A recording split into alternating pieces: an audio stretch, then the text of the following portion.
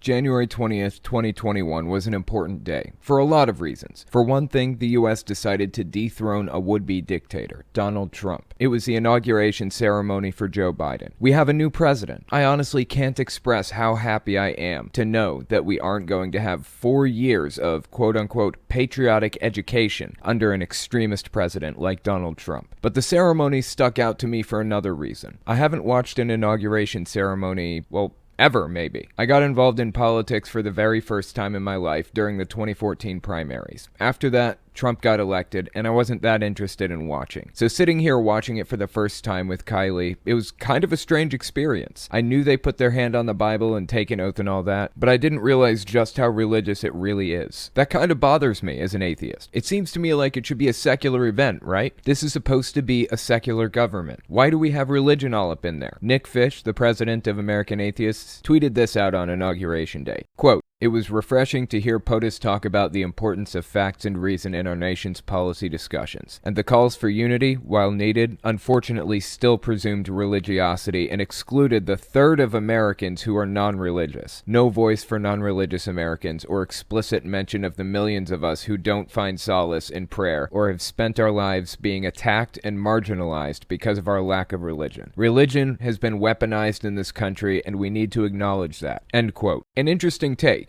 And I agree with him. We are heavily underrepresented. I want to see progress toward a less religious state. That being said, the evangelical voting bloc is the thing that drives the Republican Party. It's the captain of the ship. I'm not happy about the fact that the inauguration ceremony is so full of religious symbolism. I'm just glad we don't have to worry about religious extremists steering the ship for everybody anymore. Qanon is disintegrating right now. They are not handling Trump's loss well, at all, but they've had like 2 months to come to terms with it by now, so I'm having trouble sympathizing. Honestly, it's kind of entertaining watching them lose their shit over everything. Entertaining and a little concerning. Qanon had these very specific beliefs that Trump was in the process of taking down the deep state. He was going to start mass arrests of his political opponents, which is going to be the signal that something called the storm was starting. After the arrests, the country was going to face civil war. It was all very in-depth and complex, and the fact that Trump isn't president anymore means that everything they were told up to this point was a lie. I mean, Q made some very specific claims about other people before now, and those are proven to be false too. Stuff like Hillary Clinton is in custody right now. That's a factual, provable claim, and it was proven false. They also bought into the whole Pizzagate thing. Pizzagate was a precursor to QAnon, but they kind of took it and put their own spin on it. This is one of the biggest mistakes Q made. They made factual, falsifiable claims. Every good cult leader knows you aren't supposed to make falsifiable claims. Like, the world is going to come to an end in 1914. That's falsifiable. Either it's going to come to an end or it isn't. So now that QAnon's claims have irrefutably been proven false, they're all falling to pieces. Here's a quote from BBC. "Many reacted with shock and despair as Joe Biden was sworn in as the 46th U.S. president. I just want to throw up," said one in a popular chat on the Telegram messaging app. "I'm so sick of all the disinformation and false hope." Others insisted the plan had not failed, finding new theories to latch onto. For weeks, QAnon followers had been promoting January 20th as a day of reckoning. End quote. January 20th came along and nothing. Everything proceeded as those of us who live in reality expected it to, and they are not handling it well. Like I said, I feel for them, but this is entertaining as hell.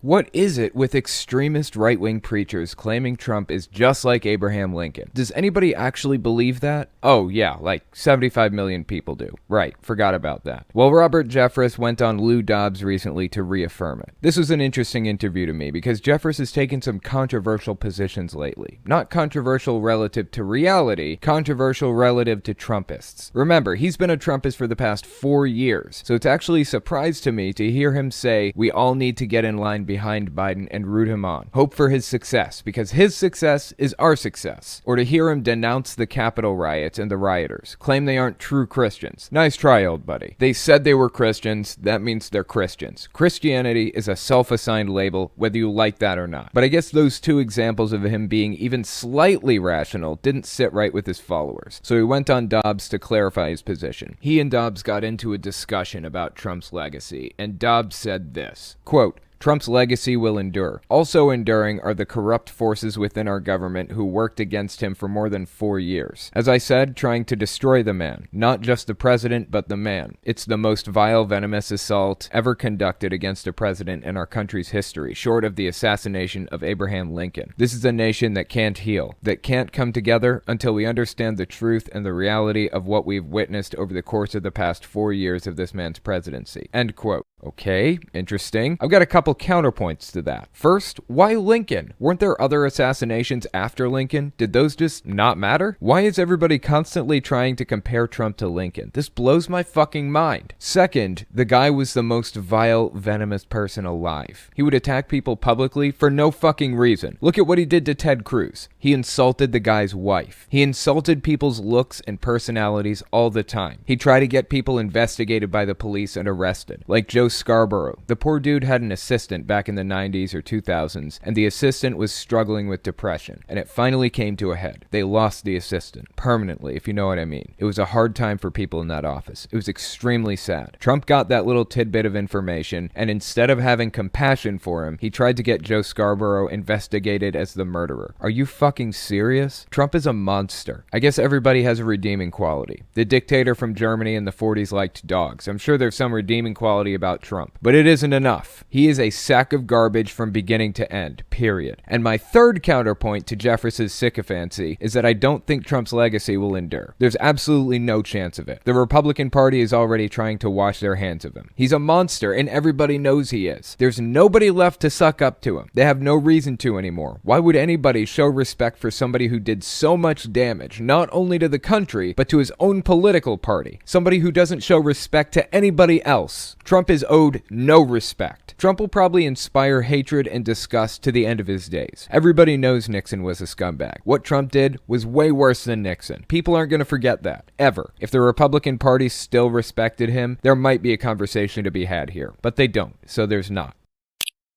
There were so many preachers who came out and claimed that God told them that Trump would be president for 4 more years. What do these people do now? Biden has officially been inaugurated. How do you square that circle? Well, I have to say, it's been pure entertainment watching them try and fall flat on their faces. This is Hank Kunneman of One Voice Ministries. Give this a listen. Why is Hank Kunneman standing? Because God has spoken to me.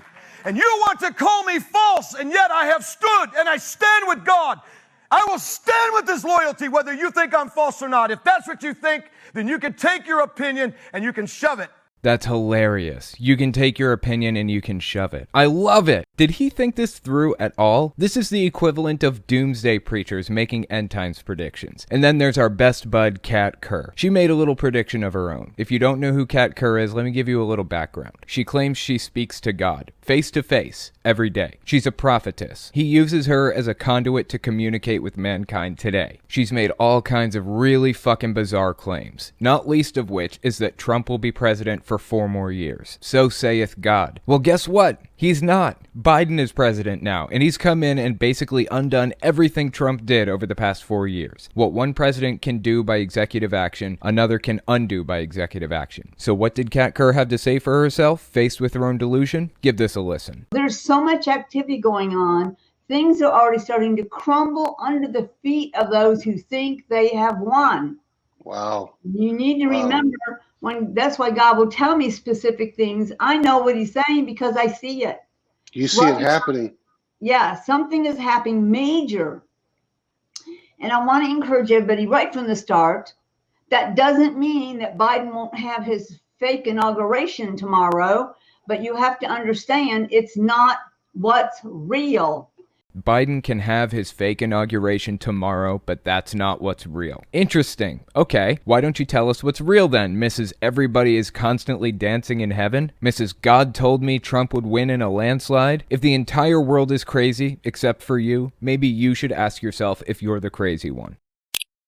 You remember Pastor Johnny Enlow, right? We've covered him a couple times before. In case you don't, he is a massive QAnon and Trump fan. He famously revealed a vision to the world where God brought him to a mountaintop where he saw Trump sitting on a motorcycle, revving the engine, wearing a red, white, and blue bandana, and God told him he was going to play the Trump card on the world. He said God told him it would be so world-changing how he uses Trump that will change the way we count dates from BC and AD, before Christ and after death, to BT and AT, before Trump and after Trump. Well, he's back in the news. I made this video after inauguration, but this is referencing a clip released by Johnny Enlow only a few days before inauguration. We've just had so many nutbags recently, it's hard to keep up. So Johnny Enlow was on this guy's channel recently, Steve Schultz. The channel is called Elijah Streams or something. He's had Kat Kerr on a few times too. So Johnny Enlow goes on this guy's channel, and I shit you not, told us that God told him Trump was going to be president for 4 more years by communicating it through the scores in a football game. The game score between Alabama and Ohio was 52-24. If you flip the score around and circle the 2 numbers in the center, you get